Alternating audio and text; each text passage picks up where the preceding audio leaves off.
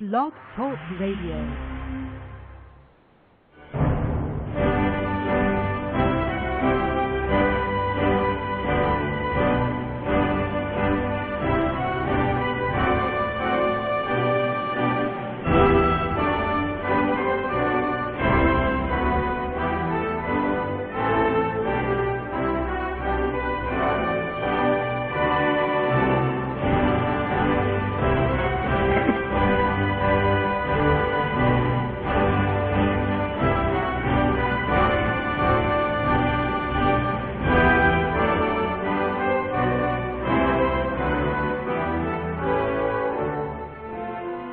Boa noite, meus amigos. Estamos aqui de volta. Como sempre, começamos invocando a Santíssima Virgem Maria, o Santo Padre Pio de Pietrelcina, para que roguem a Deus que nenhuma injustiça se cometa neste programa. Queria aqui fazer uns lembretes a vocês que de 11 a 16 de outubro eu estarei proferindo aqui em Colonial Heights, Virgínia, o curso A Consciência de Imortalidade. Vocês podem ainda dar tempo para se inscrever. Informações e inscrições com o misterioso senhor Eduí Ferro. E-mail edui.ferro@uol.com.br ou pelos telefones 041-3257-0987 ou 041-9974-4443.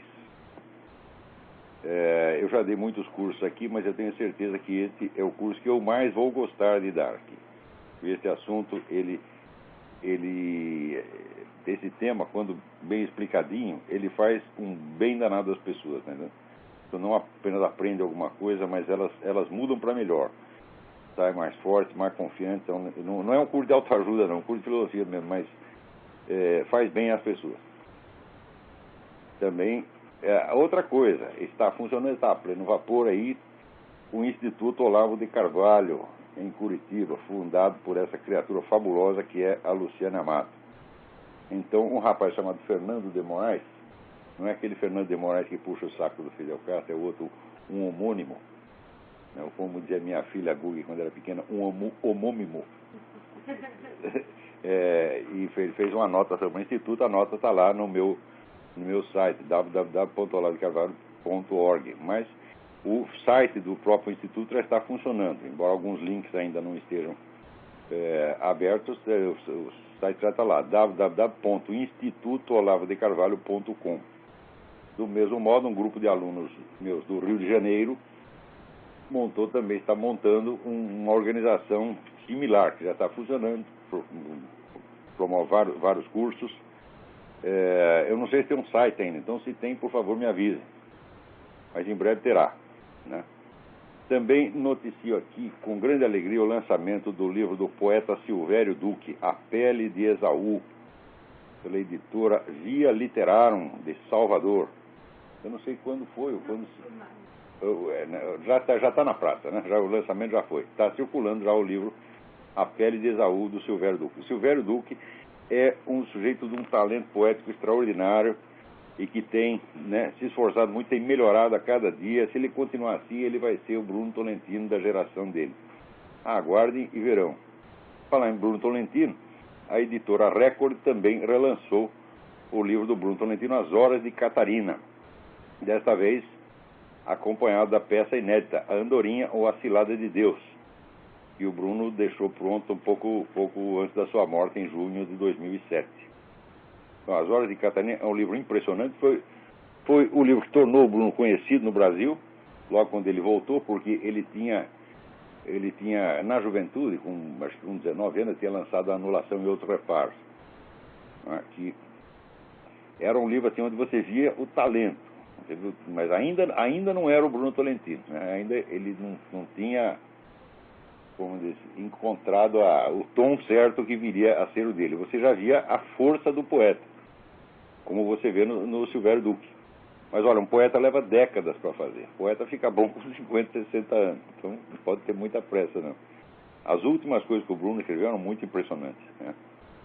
Também foi lançado aí pela Realizações mais uma tradução do livro do Mortimer J. Adler e Charles Van Doren, Como Ler Livros. Esse livro é indispensável para a educação. Eu digo que eu comecei a minha educação fazendo duas coisas. Uma, lendo a história da literatura ocidental do Otmar Karpo, anotando os nomes dos autores e indo atrás dos livros deles. E segundo, lendo e praticando o método do Adler, que naquela época circulava numa primeira edição brasileira, né, sob o título de Arte de Ler, lançado pela editora, eu creio que foi a editora Agir que lançou. Eu ainda até hoje eu gosto mais da primeira edição do livro. Depois o Mortimer Adler e o Charles Van Doren acrescentaram algumas coisas à técnica que me parecem não ser muito necessárias, né? Mas de qualquer modo ainda é o mesmo livro. E essa segunda edição que está circulando, que a Realizações acaba de lançar novamente uma edição muito bonita, muito caprichada. E também a Realizações lançou o livro de memória do Viktor Frankl, o que não está escrito nos meus livros, né? É uma coisa muito interessante. O Viktor Frankl, a vida dele é tão interessante quanto o pensamento dele. O sujeito passou por 1001 peripécias e conheceu todo mundo que era importante no pensamento da época, então ele tem muita coisa para contar. Agora, baixando aqui, né, para a chamada realidade brasileira, né, que está sempre um pouco mais abaixo do que a gente espera, vir para vocês verem a merda que está. Eu quero comentar duas coisas aqui e mostram para vocês a situação que nós chegamos, situação de absoluta psicose que nós chegamos. Então, eu estava lá, o senhor Zé Serra, fazendo um comício no Rio Grande do Sul, né? E dizendo que ele vai ser um gaúcho na presidência. Eu não vejo por quê, por que ele está se chamando, né? O Zé Serra é gaúcho, porra, nunca ouvi falar disso. Bom, tudo bem, né? E daí tinha lá alguns militantes, naturalmente a favor do Serra, com os cartazes denunciando a aliança PT-FARC. O que aconteceu? Os seguranças do Serra mandaram tirar os cartazes. Quer dizer, mas vê que merda, porra. Os caras estão lá ajudando a sua candidatura, né, tirando um proveito daquilo que o seu próprio candidato a vice falou, tá certo? E tentando, né, dar ao público uma ideia de que você é ligeiramente macho, e você vai lá e contesta. Eu, macho, não, jamais, jamais, jamais, jamais. Eu sou um puxa-saco, né, incoercível. Eu não consigo ver um saco sem eu pendurar e puxar. O Zé Serra não consegue, gente, não consegue parar de puxar o saco dos próprios inimigos dele. Quando você vê as coisas horríveis que eles falam sobre o Zé Serra, algumas verdadeiras, outras falsas, né, e ele não pode falar uma palavrinha contra eles. Você veja, mas essa noção de polidez que se impôs no Brasil é uma coisa impressionante, porque você vê, né, outro dia, por exemplo, eu vi um debate lá na Câmara dos Comuns, na Inglaterra, que tinha um deputado lá, Daniel, esqueci o nome do sujeito, discutindo com o primeiro-ministro, o Gordon Brown. O que ele falava do Gordon Brown era assim, um negócio de enfiar a cabeça na privada e puxar descarga, tá entendendo? E o Gordon Brown também, puto da vida, respondendo por outro. Isso é normal, minha gente. Quer dizer, a polêmica, a discussão política é normal. Se você vê os debates, grandes debates que tinha, né, nos anos 50, 60, por exemplo, juntava Brizola e Carlos Lacerda, saia fogo o negócio, era juntar Jânio Quadro, Ademar de Barro, né? Um só faltava voar na goela do outro, falava coisas horríveis, e eram coisas verdadeiras, porque daí toda a merda escondida vinha à tona, né? Agora não, né? Um ajuda a esconder a merda do outro, porra. Eu vi outro dia a entrevista do Zé Serra, aquilo parecia, assim, candidatura a prefeito de cidade do interior. Não, candidatura a subprefeito de Vila Nhocuné, porque de conteúdo político não tinha nada.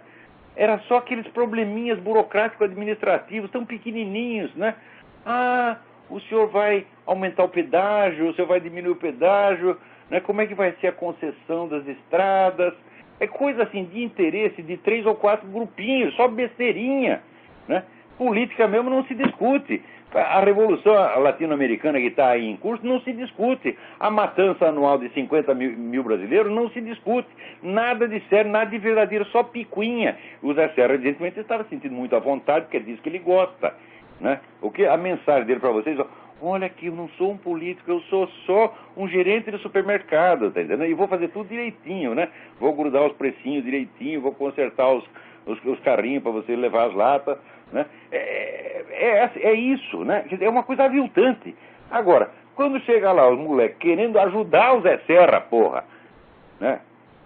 Quer dizer, foram lá, o Zé Serra poderia até adquirir alguma fama de ser vagamente macho depois disso. Ah, mas ele não pode admitir uma coisa dessa. Oh, meu Deus do céu! Quer dizer, eu ainda estou pensando, eu falei, olha, eu vou ter que tomar aqui uma injeção de morfina para votar no Zé Serra, porque o Engove não basta mais. Para votar no FHC eu já tomei 3 sacos de Engove, né? Agora eu falei aqui, para votar no Zé Serra, tinha morfina, porra, né? Agora também não sei se a morfina vai funcionar depois dessa, porra. Quer dizer, que coisa! Né? Olha, aqui, foi lá no Rio Grande do Sul. O Rio Grande do Sul é o lugar certo para falar isso, por quê? Porque o Olívio Dutra, ele recebeu oficialmente no Palácio do Governo os líderes das Farc, porra. Puxava o saco dos caras. É o Olívio Dutra, aquele mesmo que diz que é campeão de punheta, né? E depois... É mesmo, acredito. Só que é punheta mental, ele fazia assim na testa, né? Esfregar a testa e, né, quando ejaculava, abria um buraquinho, saiu um monte de besteira. Isso é masturbação dele, né? Masturbação mental. Peraí, tem alguém na linha aí. Alô, quem é? Alô? Sim, quem é? É o Luciano, Niterói. Luciano, tudo bem? Tudo bem? Olá, frequentemente tem saído na grande mídia essa questão do OVNI, né, do aparecimento de OVNIs e a possibilidade de invasão de extraterrestres. Eu particularmente não acredito muito nisso, porque se eles realmente fossem seres evoluídos e tudo mais, eles viriam aqui, bateriam um papo com a gente. Então o que o senhor acha que isso aí realmente, no fundo, por trás dessa história, o que tem, hein? Eu acho que a invasão dos OVNIs é verdadeira, porque eu mesmo sou um deles. Isso você não percebeu ainda, não? Então, esse negócio de invasão de OVNI deve ser verdadeiro, né? Tanta gente diz que eu sou um ET que eu já estou acreditando. Então, agora, eu falei que eu ia falar 2 fatos que eu vou mostrar para vocês como é que as coisas estão. O segundo é o seguinte. O jornalista Ivo Patarra escreveu, já faz algum tempo, um livro que se chama O Chefe. O livro conta a história do mensalão com todos os detalhes e mostra, né, que o seu Lula é o chefe do negócio, era o comandante geral da putaria, tá entendendo? Não tem como escapar. Muito bem. Nenhuma editora quis publicar o livro, que já está circulando então numa segunda edição por internet. O Ivo acrescentou novos materiais lá e o livro então pode ser descarregado no site www.escandalodomensalão.com.br. Não deixem de descarregar e ler esse livro e ver se tem explicação a conduta do Lula nesse episódio. Agora, por que nenhum editor quis publicar esse livro? Por que tem que esconder? Tem que esconder pela mesma razão que tem que esconder as faixas sobre as relações PT-FARC. Não pode publicar pela mesma razão que não podia publicar notícias sobre o Foro de São Paulo. Eu afirmo para vocês, a mídia brasileira está há muitos anos sob um regime de censura muito pior do que houve na ditadura. A ditadura não controlava todos os jornais. Ela não conseguia bloquear uma notícia completamente. Sempre vazava. Mesmo quando eles tentavam, censuravam aqui, mas saía ali. Às vezes saía sob linguagem disfarçada. Eu mesmo trabalhava no Jornal da Tarde, que era um dos jornais mais visados. Quantas vezes eu não escrevi notícia em linguagem enrolada para enganar o censor e enganava. Eu lembro quando os milicos estavam tramando, era a candidatura, entre aspas, do general Geisel, e não podia então divulgar qual era a composição do governo dele. Eu divulguei aquilo 2 ou 3 dias de antecedência antes de ser liberado. O censor leu aquela porra e nem percebeu. Né? Eu mesmo escrevi isso, né? Depois, é claro, fiquei com o cu na mão, achando que eles iam aprender a edição, não aprenderam nada, né? Acordei, fui dormir, né? Saí dali umas 2 horas da manhã, fui para casa dormir, quando era 5 horas da manhã, acordei, telefonei lá para a redação, porra, apreenderam a edição? Falei, não, ainda bem, eu voltei a dormir. Né? Outra vez também tinha um assalto numa loja de arma, não podia publicar, mas eu não sabia, eu estava lá substituindo um cara na redação. Botei de manchete aquele negócio, né? Daí, quando tinha um cara lá no Diário Popular que ele servia para isso, ele servia para ser preso. Era sempre ele, o que quer que acontecesse, eles prendiam o mesmo cara. Era um diagramador chamado Antônio Pinto de Freitas, o Pantera, que tinha sido dirigido o Jornal Comunista em 1930. E ele era o único cara que estava fichado, qualquer coisa, prende o Pantera de novo. Quando acordamos, o Pantera já estava na cana de novo. Mas ia lá fazer meia dúzia de perguntas e soltava o cara. Então, naquela época, tudo vazava. Vazava por quê? Porque a censura era externa. Um censor era apenas um funcionário do Departamento de Polícia Federal que ia lá e chegava no jornal onde ele não conhecia ninguém, não sabendo qual era a rotina ali, não sabendo nem direito como funcionava um jornal. Então era feito de trouxa. Agora, hoje, não. Quem faz a censura são especialistas, são jornalistas. Né? São os próprios donos de jornal. E no meio editorial, a mesma coisa. Então, tampou tudo, não se pode falar de nada. Gente, vocês estão vivendo sob o regime de terror. Vocês não entenderam ainda, não? Quer dizer que não se pode denunciar certas coisas, não se pode falar de certos assuntos, é proibido. Veja, no tempo da ditadura, aconteceu que não podia também ter discussão política, então só se falava de assunto administrativo. Se ele era candidato a qualquer coisa, né, ele ia lá e falava de assuntos técnicos, burocráticos, econômicos, e todo mundo estava satisfeito. Então a política acabou. Acontece que essa putada do PT e do PSDB tirou proveito disso e eternizou esse sistema. Quer dizer, a política no Brasil acabou, vai mais de 40 anos, gente. Não existe política no Brasil. Política é confronto. Política seria o sujeito pegar isso tudo que está sabendo no mensalão e esfregar na cara do seu Lula e dizer, ó, seu Lula, como é que o senhor responde isso, porra? Né? Chegar na dona Dilma e dizer, dona Dilma, onde é que a senhora meteu o dinheiro da Demar? A senhora vai ter que explicar, porra. Agora, não pode tocar nesses assuntos, é o passado. Eu digo, peraí, como é que é isto? Quer dizer, os chamados crimes da ditadura, entre aspas, nunca são passados. Podem ter acontecido 50 anos atrás, é manchete ainda hoje. É objeto de especiais da Globo que duram uma semana. Aquela história do Caco Barcelos que eu contei para vocês, fizeram um especial de uma semana. Agora, da Dilma não pode tocar no passado da Dilma. Né? E o passado do Lula, porra? Quer dizer que o ano de 2001 é tão passado assim? Quer dizer, aquilo que ele assinou em 2001 não se pode falar mais? Né? E, evidentemente, o mensalão já é passado também, ô seu Serra? Não pode falar, não? Então, você veja a situação de covardia, de cagaço geral e obrigatório, né? E de modo que as atitudes mais covardes, atitude de puxa-saco, de psicofanta, se tornaram normas de polidez no Brasil. Aonde que vocês pretendem parar, gente? O Brasil está saindo do mundo. Está saindo do mundo. Então, de vez em quando, né, anuncia assim a mídia exterior já, quer dizer, a mídia que pertence aos caras que mandam no Lula, né? Publica um negócio aí falando bem do Lula, diz que ele vai virar um grande estadista. Estou anunciando, né, há 20 anos estou anunciando que o Lula, na semana que vem, vai ser um grande estadista. E depois anuncia de novo, o Lula vai ser um grande estadista. Então, isso aí é que nem o país do futuro, está entendendo? Então, o Lula é o grande estadista do futuro. Depois dele morrer, ele vai continuar sendo o grande estadista do futuro. Então, como é que pode isso? Então, ó, a vingança será maligna. Muito mais gente vai ler o livro do Ivo Patar, né, na internet, do que se estivesse nas livrarias e fizesse o maior barulho em torno. Eu acredito que a essa altura já milhões de pessoas descarregaram esse livro. E vocês todos, né, ouvintes desse programa, descarreguem e leiam, ou melhor ainda, comprem o livro. Não tendo editor, o que fez o autor, o Ivo Patar? Ele mesmo mandou imprimir o livro, né, e ele vende da casa dele, você manda lá um e-mail para ele, paga lá, que é R$50, e recebe o livro. www.escandalodomensalão.com.br.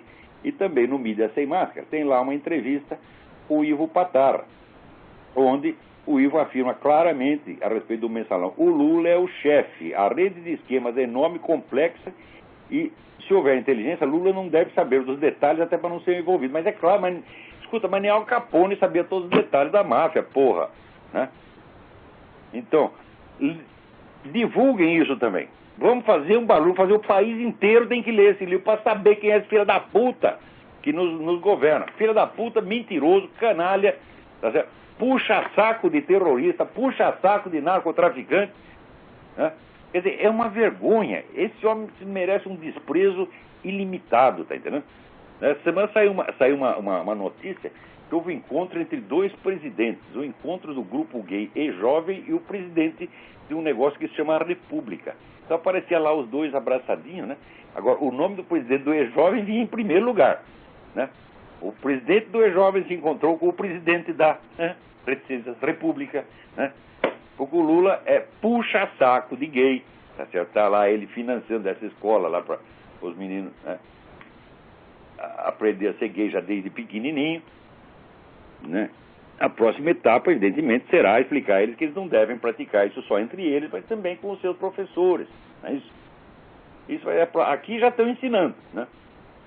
A luta pela liberação da pedofilia aqui já é um negócio impressionante. Não é liberação, valorização da pedofilia, né? Porque, afinal de contas, o sujeito vai lá e come um menininho de 3 anos e explica, não fui eu que queria comer ele, ele que tem o direito de ser comido por mim, né? E isso aí é um direito humano fundamental, né?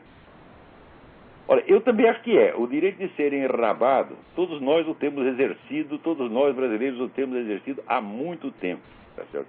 Estão fazendo pedofilia com a gente, né? Tem alguém na linha aí, quem é? Alô? Alô? Alô, é o André da França? André da França, tudo bem, André? Tudo bem. Ô, professor Olavo, meus parabéns pelo trabalho, pelo programa. Eu acho que o senhor faz um trabalho aí fantástico, muito sério. Já acompanho há longo tempo, já há longa data. Obrigado.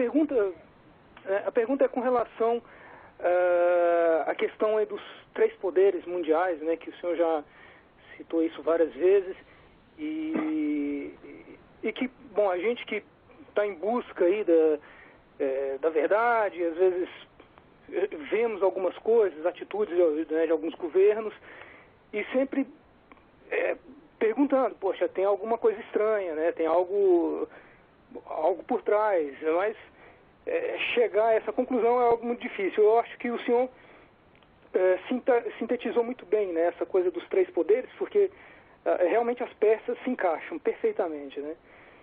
E desses 3 poderes, né, o comunismo, o islamismo, bom, que aqui na França, na Europa, é uma coisa absurda, é notório essa invasão aqui, e o grupo dos milionários. Desses 3, nós podemos considerar que o comunismo seja o pior deles?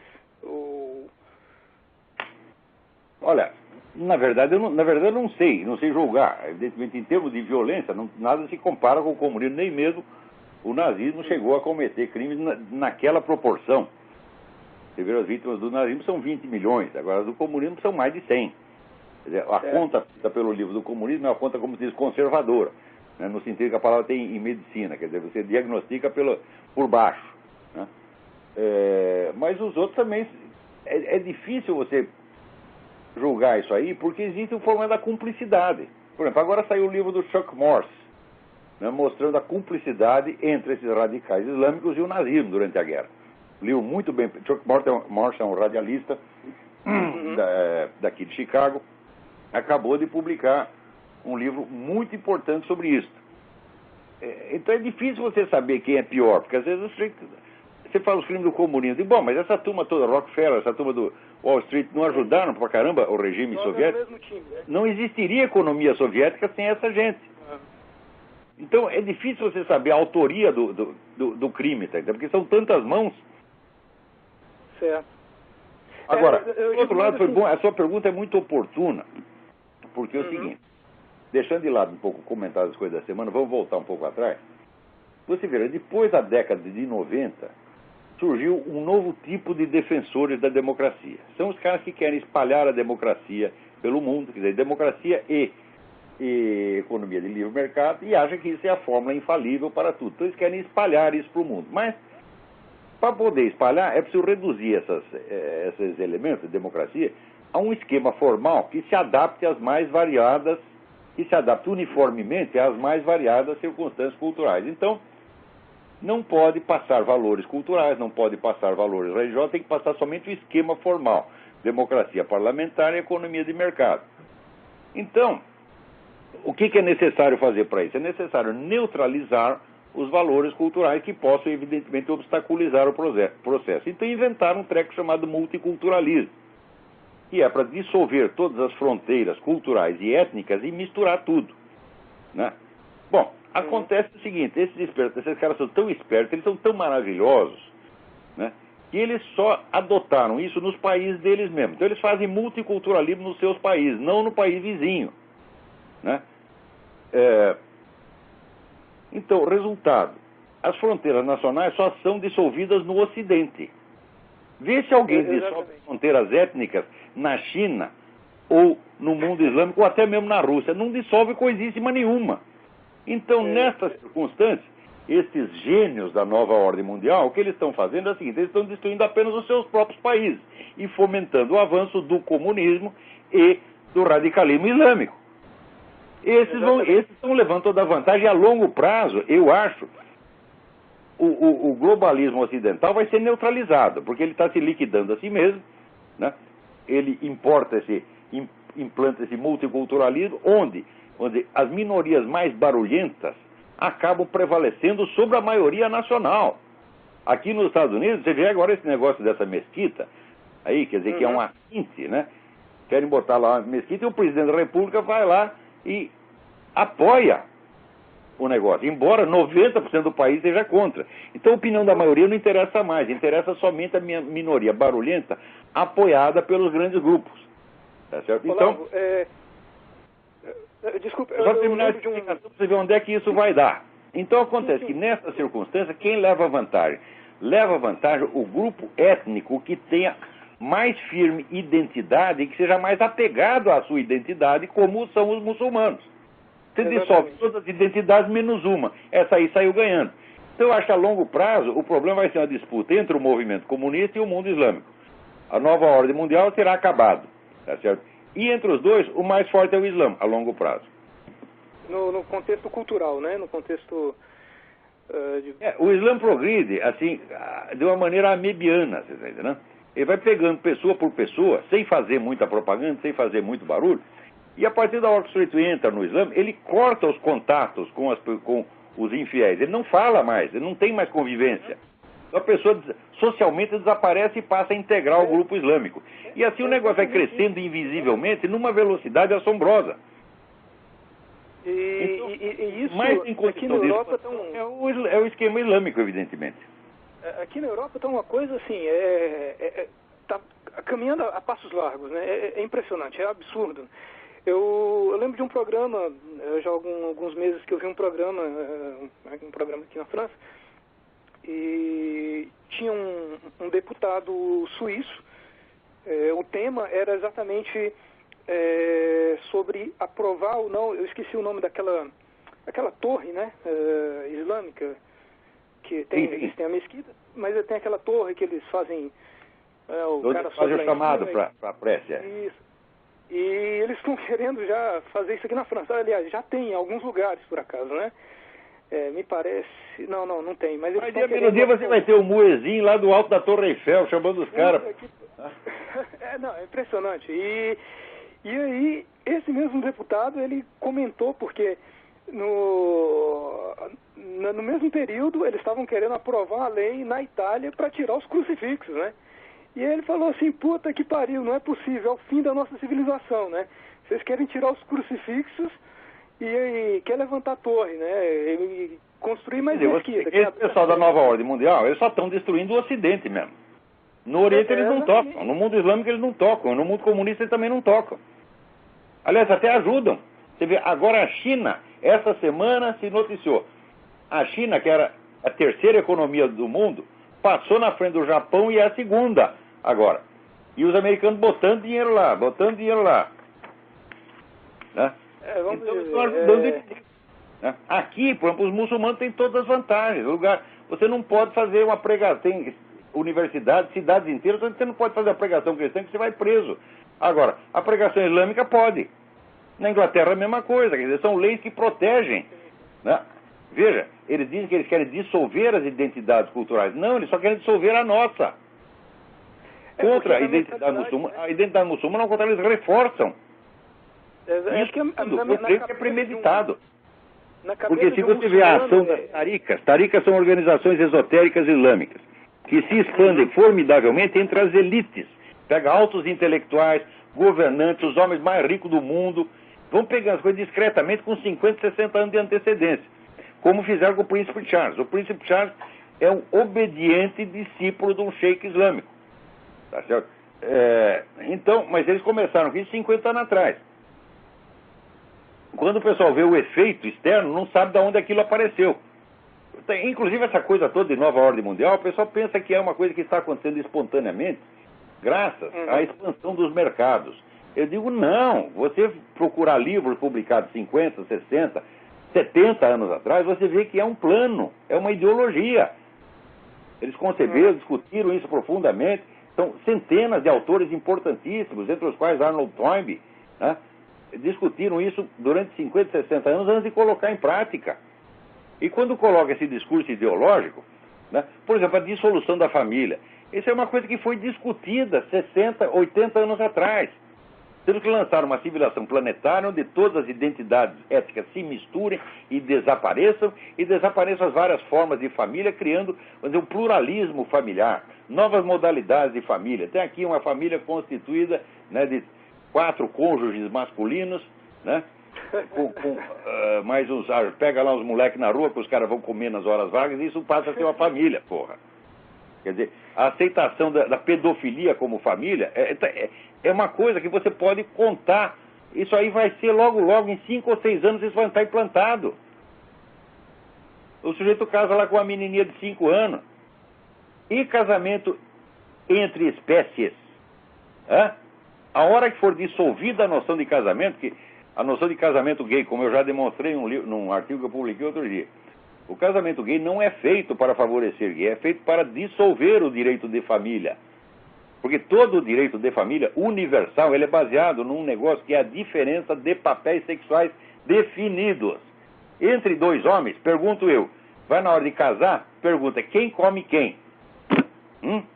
Você dá e você come, os 2 dão, os 2 comem, ou os 2 só dão e tem que dar para um terceiro? Não dá para definir isso aí. Então isso quer dizer que a simples noção de matrimônio vai para as cucuias. Quer dizer, qualquer associação entre seres humanos vai ser denominada matrimônio. Porque eu faço uma associação comercial com o sujeito. Olha, eu não como você, você não me come, nós estamos aqui só para ganhar dinheiro. Mas nós vamos chamar de matrimônio porque nos convém. Nada pode impedir que você faça isso, né? Eu pego aqui o meu cachorro, o Big Mac, e digo, agora eu vou casar com o Big Mac, porra. Você está entendendo? E ninguém vai poder me impedir. Então, o direito de família inteiro, que levou 20 séculos para construir, desde o tempo do romano, que é um negócio de uma complexidade enorme, é como se fosse um relógio suíço. Eles que estão fazendo, eles estão metendo um chiclete no meio da engrenagem do relógio suíço. Não vai funcionar mais. Você está entendendo? Então, nesse caos, você cria um caos cultural, no qual o único princípio de ordem será a intervenção da autoridade mundialista. Então você vê, de um lado tem os chamados liberais, né, pregando aí, nós temos que expandir a democracia, a liberdade de mercado, etc, etc. E do outro lado vê o pessoal esquerdista, comunista, dizendo nós temos que aumentar a autoridade, aumentar o poder dos organismos multinacionais. Ora, uma coisa casa com a outra maravilhosamente, porque se você expande os mercados, então é o seguinte, o direito comercial tem que ser uniformizado, porra. Você está entendendo? Então não pode haver mais um direito comercial nacional, tem que haver um direito comercial internacional. Se existe um direito comercial internacional, tem que ter um tribunal comercial internacional. Então pronto, está aí constituída. Se você quer, né, a expansão ilimitada dos mercados, então você quer um tribunal civil internacional para regular o mercado. Então o que a direita, entre aspas, está pedindo é exatamente o que a esquerda está pedindo, porra. Um pede por um motivo, o outro pede por outro motivo, né? Um quer enrabar você e o outro quer que você dê o cu para ele, entendeu? E essa é toda a divergência que existe atualmente. Pois é, Olavo, e é impressionante, quando nós pegamos essas peças e começamos, né, e claro, pessoas aí como, né, como o senhor e tal, e outros pensadores também que vêm nos auxiliando com seus pensamentos, e começamos a juntar essas peças, vemos que realmente é algo real, é algo presente, só não vê quem não quer, né? Claro, agora você vê que muito do que circula de informação a respeito de nova ordem mundial só pode ser compreendido à luz da competição entre os três grupos globalistas. Por exemplo, nos últimos anos, o que saiu a respeito do Bilderberg, do grupo Rockefeller, etc., é uma monstruosidade da biblioteca inteira. Quando você vai ver, tudo isso vem da Rússia. Então, é um dos esquemas globalistas que está denunciando o outro. Isso não quer dizer que as informações que estão colocadas ali sejam falsas. São verdadeiras, só que está ocultando um esquemão, está ocultando o outro esquemão, está entendendo? Então a gente, olha, para estudar esse assunto, a pessoa tem que estar com muita seriedade, com muita firmeza e disposto, vamos dizer, a levantar 1000 hipóteses erradas para você acertar na milésima se conseguir acertar. Não é essa coisa de sair berrando aí que nem Alex Jones, não, temos que denunciar a nova ordem. Calma, Alex Jones, inclusive, Alex Jones obviamente trabalha para os russos, né? É coisa evidente. Alex Jones, o tal do William Engdahl, isso aí tudo pessoal que trabalha para os russos. Então a finalidade deles é botar em evidência um esquema global para esconder o outro. Porque é muito mais fácil. Veja, aqui nós estamos nos Estados Unidos, é a terra da informação. Aqui tem o Freedom Information Act. Aqui você descobre o que você quiser. Só não fica sabendo das coisas se você não quiser. Agora, então é muito mais fácil você obter informação sobre pactos secretos, entre aspas, feitos por Rockefeller, do que você descobrir alguma coisa sobre o que se passa na Rússia, onde até hoje é tudo fechado. Né? Então, aquele sobre o qual tem mais informação se torna mais visível. Isso cria uma ilusão de ótica. Você tem a impressão que é o Rockefeller que está decidindo até o que a Rússia faz. Você está entendendo? Então, essa ideia de que existe uma central global mundial não existe. Existem três. E elas estão em competição. Às vezes colaboram com os seus interesses. Mas as três têm fontes independentes. Pois é. Olavo, é um prazer.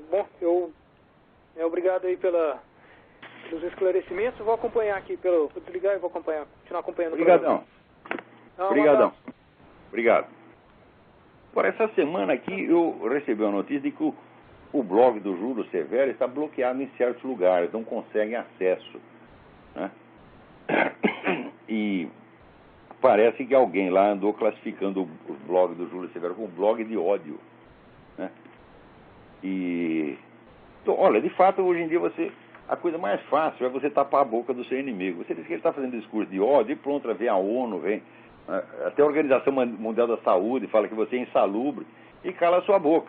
Você está lá pregando o evangelho. O evangelho é discurso de ódio, porra. Está lá o discurso diz, eu não vim trazer a paz, mas a espada. Isso é discurso de ódio, você está querendo matar as pessoas.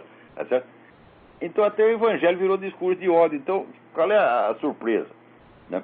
Agora, veja, a internet, ela ainda é um campo onde você pode exercer a liberdade de expressão se você souber contornar essas coisas. Né? Eu sugiro o seguinte, você faz lá, programa o seu site, para ele ser reproduzido automaticamente com outro endereço, toda vez que for bloqueado. Então bloqueia 1 bilhão de vezes, 1 bilhão de vezes aparece outro endereço. Dá para fazer isso. Nós vamos ter que recorrer a esses estratagemas. Né? Agora, aqui, o Rômulo Viana, do Rio de Janeiro, tem mandado várias mensagens denunciando lá a corrupção, né, do governo do estado do Rio, o seu Sérgio Cabral. Olha, nem precisa, Rômulo, porque todo mundo sabe que esse cara é um filho da puta. Tá lá vocês viram o vídeo que nós botamos no Mídia Sem Máscara, né? Por lá inaugurar um conjunto educacional e daí chega um moleque lá, coitado, humildezinho, dizendo, olha, mas aqui a piscina não funciona, a quadra de telha não funciona, nada funciona, a gente não pode nem entrar. O que faz? Está lá o governador do estado e o presidente da república. O que eles fazem? Ouvem atentamente o menino com a educação e o respeito, o carinho que se deve, né, aos mais jovens. Pergunta, o que foi, meu filho? Daí, da sua denúncia, vamos anotar aqui, vamos investigar para ver que merda está acontecendo. Não, caíram de pau no moleque. E o Lula, preocupadíssimo, vira lá para o assessor e fala, pô, isso vai dar um prejuízo político para nós. Ele está preocupado com o prejuízo político e não com o atendimento à infância do Rio de Janeiro. E o governador ainda grita com o rapaz, diz, seu sacana, cala a boca, seu otário, é um cafajeste, filha da puta! Por que não vem falar isso pra mim? Vem aqui na minha cara dizer que eu sou sacana, que eu sou otário, e enche sua cara de porrada, seu bosta. Né? Mas não é homem, isso aí não é homem, tá entendendo? Não é homem pra falar. Pô, fala assim com um menino. Né?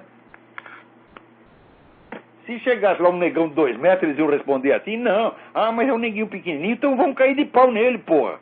Que é isso?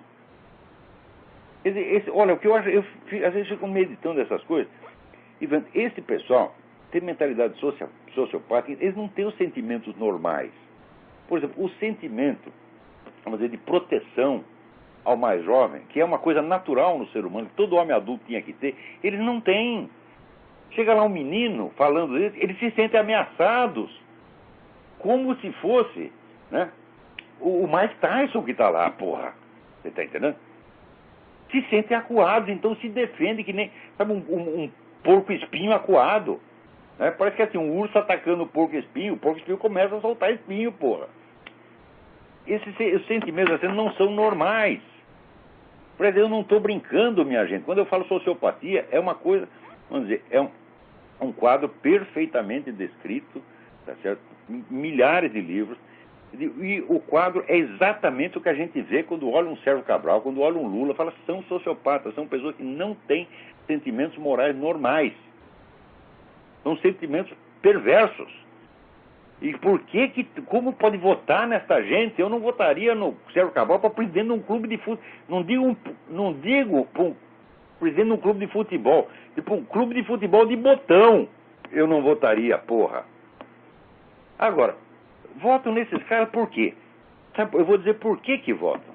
Porque o brasileiro já entrou naquele estado perverso, onde ele não quer uma pessoa de qualidade, porque perante uma pessoa de qualidade ele se sente inferior. Então ele quer um pior do que ele.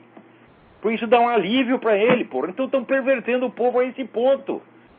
Eu tenho que votar num pior do que eu, porque isso que ele faz qualquer um pode fazer, eu também poderia. Então, os governantes, os homens célebres, eles viram anti-exemplos. Tem uma amiga minha aqui que brinca, diz, eu não sou inútil, ou pelo menos sirvo de mau exemplo. Todos esses caras, a função pública deles é servir de mau exemplo e fazer com que as pessoas se sintam aliviadas da sua má qualidade. E agora vão votar na Dilma. E, meu Deus do céu, você aceita a Dilma como garçonete? Não é de jeito nenhum. Essa mulher não tem educação, não tem cultura, não tem presença para ser uma garçonete num restaurante que eu monte. Eu não aceitaria ela, porra. Você vê que a mulher é uma grossa, metida, inculta, semi-analfabeta, pentelha, arrogante, não tem nenhuma qualidade, zero de qualquer qualidade humana. É por isso mesmo que escolhem. Por que escolheu o Hugo Chávez? Você olha a cara do Hugo Chávez, meu Deus do céu.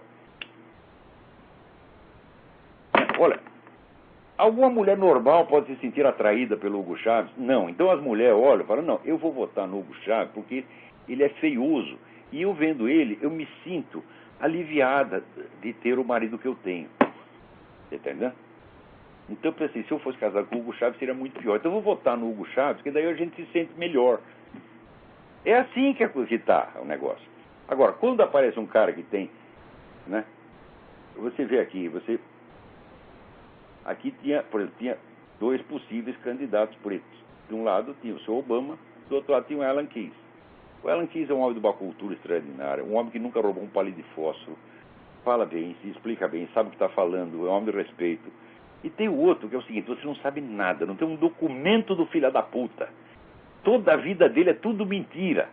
Está tudo escondido. Quem eles escolhem? O Obama. Né? Então eu tenho vontade de pegar esses pretos aqui dos Estados Unidos, bater na cara deles e falar, olha quem você escolhe para te representar, seu filho de uma puta. Quando tem um monte, tá certo? E tem aqui o tal do Cornel West, é um cara, um militar aposentado, negro, faz um discurso maravilhoso, homem sério, honesto, herói condecorado.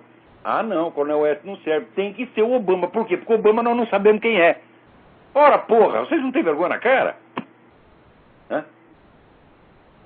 Ainda ficam orgulhosos de ter elegido o Obama. Falam, meu Deus do céu, porra. Quer dizer, não é questão de, vamos eleger um da nossa comunidade. Está muito certo querer eleger da sua comunidade. Mas não qualquer um, porra. Por que tem que escolher logo o pior? Pelo mesmo motivo que o pessoal vota em Dilma, vota em Lula, vota em Hugo Chávez. Então, a política virou o anti-exemplo. Você não quer mais líderes, você não quer heróis, você não quer santos, você não quer sábios. Você quer um bom filho da puta, de preferência, do qual você não possa nem investigar a vida. A vida do cara é só mistério, é só trevas. E é por isso mesmo que voto no cara, porra. Agora, olha aqui, olha o anti-exemplo, olha o anti-exemplo.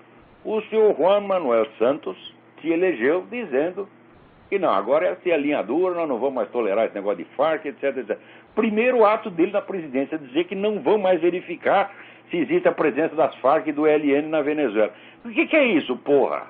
Hã? O que é isso? Isso é uma traição ou o que é? Ou ele está se fazendo esperto e depois quer dar uma rasteira nos caras? Eu só sei o seguinte, que, como diz aqui o Eduardo Mackenzie é um jornalista colombiano que vive na França. Tá? Ele publicou aí, no Mídia Sem Máscara, está lá, desta semana, um artigo espetacular. Tudo que esse cara escreve é espetacular. Ele escreveu um livro de 700 páginas sobre as Farc, é a melhor coisa que eu li a respeito. Ele sabe tudo a respeito. Então ele diz o seguinte, olha aqui, cada vez que o governo colombiano faz concessão às Farc, essas respondem golpeando brutalmente. O carro-bomba que explodiu em Bogotá em 12 de agosto de 2010 é a confirmação dessa triste lei. É exatamente, você mostra fraqueza, eles batem. Aqui, como dizia aquele sujeito que foi secretário da Defesa aqui, até esqueci o nome do cara, porra. Putz, eu tô ficando velho mesmo. O Rumsfeld, Donald Rumsfeld, ele dizia, a fraqueza atrai a agressividade. Isso é a coisa mais óbvia do mundo. Isso aí, Santo Tomás de Aquino já dizia, sabe qual é a diferença entre o medo e o ódio? Você vê o inimigo. Se ele é mais fraco, você o odeia. Se ele é mais forte, você tem medo. Então, é a mesma coisa. Então, você pôs o rabo entre as pernas, você vai apanhar. Então, aí, senhor Santos, o senhor foi ministro da Defesa, o senhor já conhece essa gente. Vai se deixar enganar por Hugo Chávez, meu Deus do céu. O que é isso, pô? Então, mostrou fraqueza, bomba nele. É isso que aconteceu. Então, vamos esperar.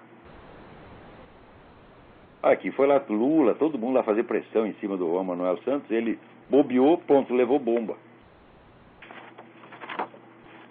Né? Agora, olha aqui. O governo da Venezuela está preocupadíssimo com o Alejandro Penha Esclusa, porque diz que o Alejandro Penha Esclusa tem um esquema de propaganda.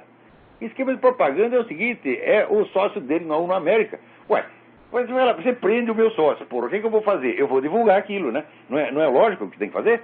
Né? Não é nenhum esquema. Aliás, a maior parte das pessoas que tem escrito sobre Alejandro Penha Esclusa não tem relação nenhuma com a ONU América. Eu não tenho merda nenhuma a ver com a ONU América, nem com organização nenhuma. Eu estou divulgando o caso porque eu estou escandalizado pessoalmente. Por quê? Vem com o rótulo, Alejandro Penha Esclusa é um terrorista. De qual é a prova? A prova é que ele foi apontado como contato de um outro sujeito que também não está provado ser terrorista, que é o tal do Chávez Abarca. O Chávez Abarca, cadê o Chávez Abarca para a gente conferir com ele se o Alejandro é contato dele? O Chávez Abarca está inacessível em Cuba. Interroga o sujeito e manda para Cuba. Quer dizer, para sumir com o cara e ninguém poder verificar o que ele disse. Agora, mesmo se ele dissesse, o Alejandro Penha é meu contato, cadê a prova de que o Chávez Abarca é terrorista? Ele só está fichado na polícia como ladrão de carro, tá certo? É um Zé Mané, você tá entendendo? Um ladrãozinho pé de chinelo. Então, um ladrãozinho pé de chinelo, vamos dizer, artificialmente promovido a terrorista, é tido como autor de uma denúncia inacessível que você não pode conferir, né? Então, é claro que isso aí é um escândalo. Não é porque o Alejandro Penha é meu amigo, né? A minha relação com o Alejandro Penha é exclusivamente uma amizade pessoal. Não tenho compromisso político nenhum com ele. Inclusive, no prefácio do próprio livro dele, deixei claro minhas divergências com relação a ele. Então, não participo do programa do Alejandro Penha Esclusa. Agora, admito que é um homem de um valor humano excepcional. É um herói nacional. E é um homem de uma honestidade, de uma sinceridade brutal, que você pode perguntar qualquer coisa sobre a vida política dele, ele te conta tudo. Tá certo? Isso eu sei porque estou falando por experiência. Então, perto dele, esse Hugo Chávez é, assim, nem minhoca, é um cocô de minhoca, comparado com o Alejandro Penha. Então, pô, homem na cadeia, o que você espera que a gente faça, hein? Que fique tudo de braço cruzado, quietinho? Ele não pode falar? Então, você fala, tem um esquema de propaganda internacional. O que é isto? Hã? Agora, quando prende o cara da Farc, aí sim é esquema. Porque vem através de um site, atenção, presta atenção, essa barulheira que fazem para proteger Farc vem através de um site espanhol chamado Nodo 60, que é onde se agrupa todos os sites comunistas do universo. É uma organização única. Né? Então, você quer fazer um protesto qualquer, põe lá no Nodo 50, em 5 minutos aqui eles param para o mundo. Olha só como é que é o negócio. Agora, aqui não. Quem me disse que eu devia escrever sobre Alexandre P. Esclusa? Foi o cara da ONU América. Ele nunca me viu, não sabe nem quem sou eu. Não tem nem meu telefone, nem meu endereço, tem coisa nenhuma. Ele não me pediu merda, não. Eu escrevi porque quis. No caso do coronel Alfonso Plaças, mesma coisa. Eu estava lá na Colômbia quando aconteceu a merda. Eu li o processo e vi. Isso aqui é a coisa mais absurda do mundo. Por quê?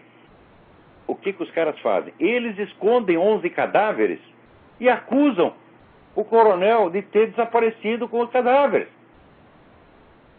Os cadáveres estão lá, estão tudo na universidade, lá guardados na geladeira da universidade. A juíza não deixa examinar os cadáveres. Então o que ela está fazendo? Ela é culpada de desaparição de cadáver, meu Deus do céu. Então ela comete o crime e acusa o coronel Praças. Quando a gente vê um treco desse, eu posso ficar quieto? Mas o que é isso, pô? Eu não tenho nenhuma vocação política, eu gosto aqui de ficar ensinando as pessoas a consciência de imortalidade, a filosofia de Platão, Santo Tomás de Aquino, Duns Scott. É isso que eu gosto. Eu estou fazendo isso aqui de política por obrigação, quer dizer, alguém tem que fazer a parte sua do serviço. Não aparece ninguém, né? É a mesma coisa, olha, se você tem um sujeito que mora na sua casa, o sujeito não toma banho há 15 anos, você está entendendo?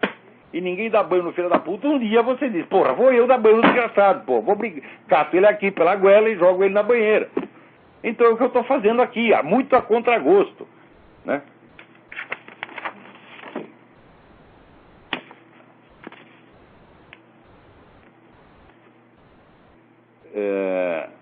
Aqui, o novo livro de Fidel Castro deve ser uma obra-prima. Por todo o caminho da Sierra, a vitória estratégica. Narra os detalhes dos últimos combates entre as forças rebeldes liberadas de Fidel Castro na Sierra Maestra. Não houve combates. Não houve combate. Isso é uma farsa. Está lá tudo contado no livro do Humberto Fontana, né? Sobre o Fidel Castro e sobre o Che Guevara. Não tem combate nenhum, porra. Batista foi derrubado pela embaixada americana. A embaixada americana chegou, falou para ele, sai daí, filha da puta. Ele saiu. Não havia mais o que combater. Foram os americanos que botaram o Fidel Castro lá, porra. E depois o cara deve reclamar. Aqui é sempre assim. Tá vendo? Ó, a ajuda comunista, ele põe no seu cu. Sempre foi assim, porra. E olha aqui, ô Serra. Você protegendo aí o PT, protegendo a reputação do PT, você vai ver o que eles vão fazer com você. Aliás, já estão fazendo. Lê lá no vermelho.org, lê lá no site do próprio PT, as coisas que falam, dizem a seu respeito. Lê aquele merda do Paulo Henrique Amorim, as coisas que ele diz a seu respeito. Então, significa o seguinte, você está dando a eles o monopólio do direito de acusar. Só eles podem acusar, você tem que enfiar o rabo entre as pernas. E, fazendo isso, você quer nos obrigar a fazer a mesma coisa. Pois, ó, você pode ficar quieto, porque você pode enfiar o seu rabo onde você quiser, tá certo? Mas nós não vamos seguir o seu exemplo, não. Agora, olha aqui que beleza. Saiu no próprio UOL. O número de assassinatos no Rio de Janeiro no primeiro semestre desse ano é mais do que o dobro das mortes civis no conflito do Afeganistão durante o mesmo período. Olha só. No Afeganistão, hein? Agora eu falei, no Brasil, o Brasil tem uma guerra do Iraque por ano. Porque o total de mortes ali do Iraque é mais ou menos isso, 50 mil. O Brasil tem um por ano. E ainda ficam falando, violência no Iraque, etc, etc. Agora a guerra está no Afeganistão. Então, o conflito do Afeganistão deixou 1.271 mortos nos primeiros 6 meses do ano, enquanto o Rio de Janeiro registrou 2.556 assassinatos. De que é a culpa disso? A culpa é do senhor Lula. Para de proteger essa gente, faça alguma coisa contra as Farc e essa merda vai acabar. Porque se acabar as Farc, acaba o apoio a PCC, Comando Vermelho, essa merda toda. Quebra as pernas desses desgraçados. Aonde que eles arrumam arma, meu Deus do céu? Tá aqui, não está lá o Fernandinho Beiramar, que confessou que durante anos trazia arma do Líbano, para trocar por coca. Ele ia lá, entregava as armas, o pessoal da Farc dava coca para ele vender para as criancinhas brasileiras. Um ato benemérito. O cara já contou toda a história. Agora, o Fernandinho Beiramar está lá em posição de segurança máxima contra declarações, ele não pode falar nada. Né? Porque levaram o cara no Congresso, ele gozou da cara dos congressistas, humilhou os caras, para não falar nada. Não conseguiram arrancar dele uma única palavra. Né? Agora, então isso aí não pode investigar, mas a vida privada do cidadão pode investigar sim, porque olha aqui, o pessoal do recenseamento no Brasil está já pedindo nomes dos moradores dos domicílios. Você tem que dizer que quem mora lá, porra. Você está entendendo? Olha aqui. O que é isso, porra? Que recenseamento? Isso não é recenseamento, isso aí é polícia.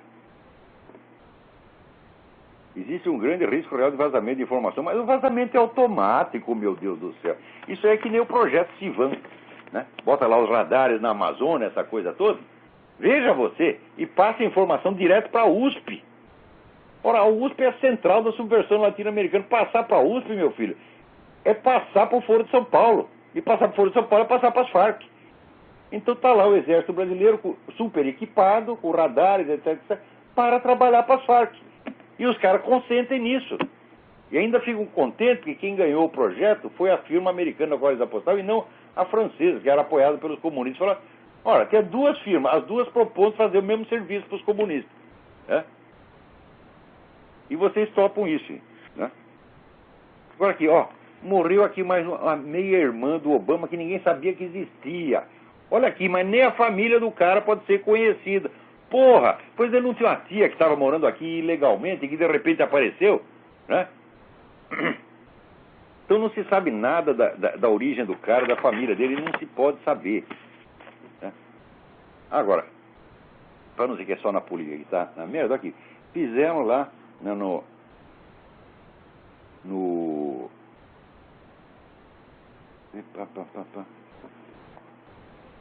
homenagem a Gilberto Freire, na feira do livro daqui, feira do livro de Paraty.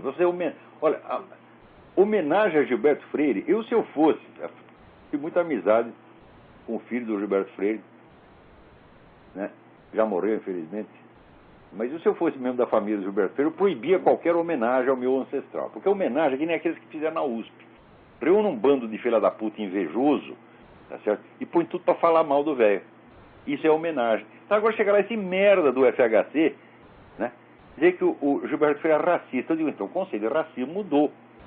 Porque na época ele ficou famoso por ele ser o grande promotor da cultura negra, da mestiçagem, dos mulatos, etc, etc. Né? Inclusive o pessoal reacionário na época não gostava dele por causa disso. Agora isso virou racismo, porra. Quer dizer, inverteu o sentido da palavra e está lá o Fernando Henrique legitimando, né, esse estelionato verbal. E diz, não, era um grande sociólogo, mas era racista, daí pimpina o narizinho, faz aquela cara de nojinho. Né? Então, agora aqui, Fernando Henrique, a sua obra de sociólogo consiste de duas coisas. Primeiro, uma teoria errada. Né? E segundo, uma série de discursos políticos que você fez para a sua autopromoção. Isso é a sua obra científica. Você, comparado com o Gilberto Freire, você é um bosta. Eu não sei por que pedir para chamar Fernando Henrique para falar sobre Gilberto Freire. Porra! Isso aí é a mesma coisa que chamar Dilma Rousseff para falar sobre Dante Alighieri. Você está entendendo? Por falar em Dante Alighieri, olha que não percam. Tem uma gravação feita aí em 8 vídeos sobre a vida e obra do poeta brasileiro Gerardo Melo Mourão. O Gerardo foi um dos grandes poetas da humanidade, prestem atenção. Né? A respeito do Gerardo, o Ezra Pound, que foi o guru da poesia moderna, o cara que inventou a poesia moderna, ele diz, esse sujeito é o cara que fez aquilo que eu tentei fazer. O Gerardo queria o grande poema épico, né, da humanidade. E o Gerardo, com A Invenção do Mar e outros poemas, que na verdade constitui tudo um poema único, né, somando toda a obra do Gerardo, a grande epopeia, na qual ele consegue misturar assim, a história da sua família com a história da humanidade, tá certo? E então o Gerardo é um cara que teve alguma participação política também. Ele diz que foi a atividade política dele foi um adultério, foi uma traição. E é verdade mesmo. Só que por causa dessa atividade política, o Gerardo foi preso 18 vezes. 18 vezes. Foi preso no tempo do Getúlio e foi preso depois no tempo dos milicos. Até hoje ninguém sabe por quê, porque não tem processo nenhum, não tem acusação formal nenhuma e, sobretudo, não tem prova de merda nenhuma. Tá certo? Então, ele conta lá, é muito divertido, né? Procurem no YouTube Gerardo Melo com 2 L's Mourão. Tá certo? Então, o Brasil perdeu 2 grandes poetas recentemente, Bruno Tolentino e Gerardo Melo Mourão. Então, nosso tempo também acabou. Então, até a semana que vem. Muito obrigado.